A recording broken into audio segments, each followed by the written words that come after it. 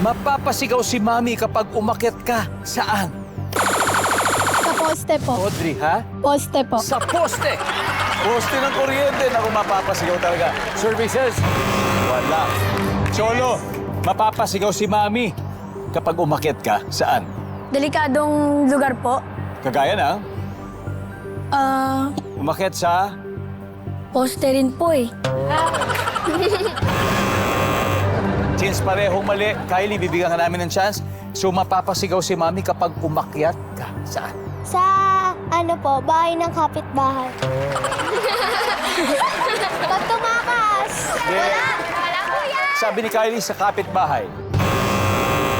Amber, mapapasigaw si Mami kapag umakyat ka. Saan? Sa puno. Nakakit ka na ba sa puno? Hindi po. Hindi ba? Nandyan ba ang puno? Amber, pass or play? Play! Okay, let's play this round. Queen, mapapasigaw si Mami kapag umakyat ka. Saan? Siyempre po sa balcony. Oh! Balcony, siyempre, hindi ko sabihin.